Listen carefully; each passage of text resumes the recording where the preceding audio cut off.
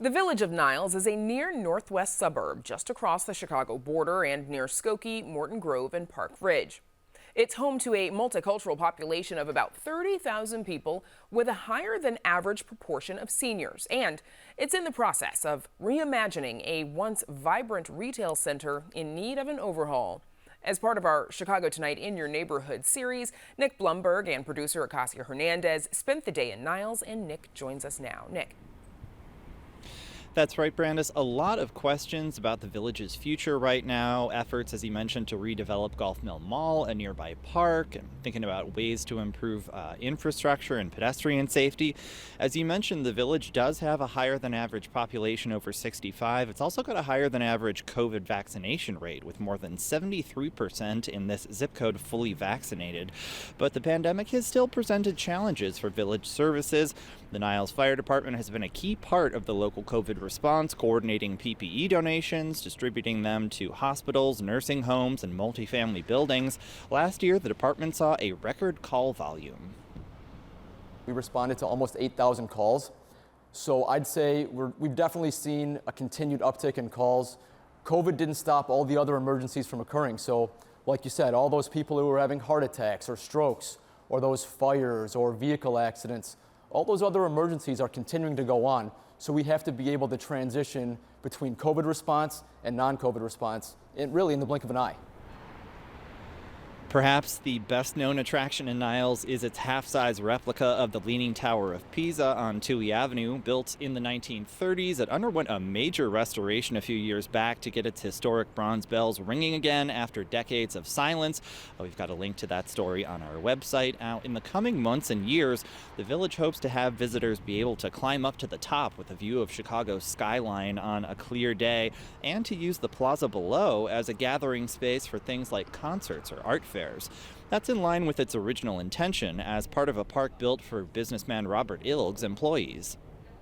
Specifically for the tower, he wanted people to learn about other cultures, and that's a big value for us here in Niles, is really learning about other cultures and embracing people's differences and traditions. And so certainly that's one of our goals on having events here and having gatherings here is we have such a diverse community that we want people to come and look at the tower, experience it, but also to share each other's cultures and celebrate our community.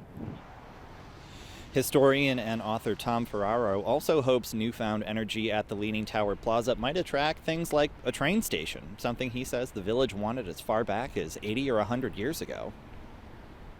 Obviously, if you look at Rosemont and Ravinia for years, obviously on the North Shore, those kind of places do very well, like entertainment venues like that, and they bring the community together again.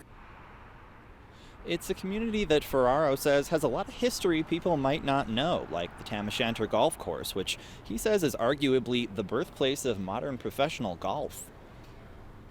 The highest paying in tournaments in televised golf in the 1940s and 50s. Every name in golf pretty much played there. And it's, as a big highlight, it's still open as a public course. The Niles Park District now runs it as a 9-hole course, so you can still play a round of golf on a historical course. Now, as we've mentioned, Niles is home to a diverse population. What started as a German farming community later saw a huge influx of Polish residents and now has a large South Asian population as well. The need for services catered to different communities is what prompted Universal Metro Asian Services to come to Niles. Founded in nearby Des Plaines in 1992, it opened its Niles location more than 20 years ago. It offers things like home care, adult daycare, and fresh cooked food to the South Asian population. The organization's founder says its clients often felt isolated after moving to the United States, especially those who moved when they were already older. They do not know how to go anywhere. They cannot read the sign, they cannot read anything, and they cannot drive.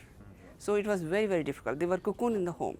So that's the thing you see here. We have to speak their language. We have to observe all the festivals, all the cultural programs which we used to do in India, so that we create India for them. And the food, definitely, ethnic, appropriate food for them is very important. The group also helped all its clients get vaccinated after shots became available. They donated meals when the pandemic first struck. Kumar says many clients were afraid when COVID-19 first hit, and while they're still cautious, the in-home care offers seniors independence, and the daytime gatherings offer a sense of community and a chance to get up on their feet and dance well into their 80s and 90s. One client we met is just about to turn 96, so happy early birthday.